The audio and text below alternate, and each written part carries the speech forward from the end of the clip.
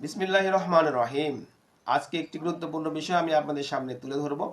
সেটি হচ্ছে শ্রম আদালতে ফৌজদারি মামলা দায়ের হলে বা সেই মামলায় গ্রেপ্তারি পরোয়ানা জারি হলে করণীয় কি। আমি অ্যাডভোকেট আলমগীর হোসাইন, দেশ ও দেশের বাহির থেকে যারা আমার এই ভিডিও দেখছেন সর্বপ্রতি আমার সালাম, আসসালামু আলাইকুম ওয়া রাহমাতুল্লাহি ওয়া বারাকাতুহু।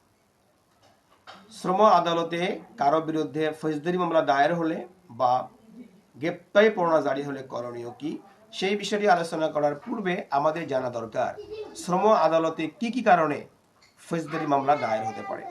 প্রথমত, কোনো ব্যক্তি বা প্রতিষ্ঠান যদি শ্রম আইন লঙ্ঘন করে অথবা শ্রম আইন তাকে যে কাজ করতে বাধ্য করেছে তা তিনি যদি না করেন, তাহলে সরকারের যে কলকারখানা অধিদপ্তর প্রতিষ্ঠান রয়েছে তাদের যে ইন্সপেক্টর আছে তারা ফৌজদারি মামলা দায়ের করতে পারেন।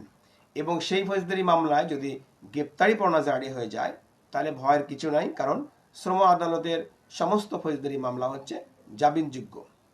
করণীয় কি? করণীয় হচ্ছে প্রথমে আপনি বিজ্ঞ একজন আইনজীবীর মাধ্যমে আদালতে হাজির হয়ে জামিন নেবেন এবং পরবর্তীতে এই মামলায় দোষ স্বীকার করলে আদালত জরিমানা, শুধুমাত্র জরিমানার মাধ্যমে এই মামলা নিষ্পত্তি করে দেবেন। দ্বিতীয় যে কারণে ফৌজদারি মামলা হয় সেটি হচ্ছে শ্রম আদালত হইতে কোনো শ্রমিক যদি রায় বা আদেশ প্রাপ্ত হন এবং সেই রায় এবং আদেশ যদি কোনো ব্যক্তি বা প্রতিষ্ঠান মানতে অস্বীকার করে, তাহলে ওই শ্রমিক নতুন একটি ফৌজদারি মামলা দায়ের করতে পারেন। সেই মামলায় যদি গ্রেপ্তারি পরোয়ানা জারি হয় তাহলে করণীয় হচ্ছে প্রথমে ওই শ্রমিকের সাথে আপোষ মীমাংসা করে সেই ফৌজদারি মামলাটি প্রত্যাহার করা।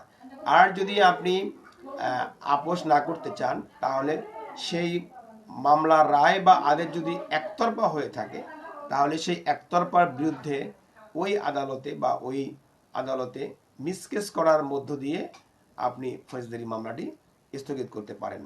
অথবা যদি আপনার ওই শ্রমিক রায় বা আদেশ যদি দোতরফা সূত্রে পেয়ে থাকে তাহলে সেটি আর মিসকেস হবে না, সেটি শ্রম আপিল ট্রাইব্যুনাল, যে কাকরাইলে বাংলাদেশে একমাত্র শ্রম আপিল ট্রাইব্যুনাল আছে, সেখানে আপনি আপিল করার মধ্য দিয়ে সেই আপিল গ্রহণ হওয়ার মধ্য দিয়ে এই ফৌজদারি মামলাটি স্থগিত হতে পারে। আশা করি সবাই বিষয়টি বুঝেছেন। সবাইকে ধন্যবাদ। আসসালামু আলাইকুম রহমতুল্লাহি ওয়া বারাকাতুহু।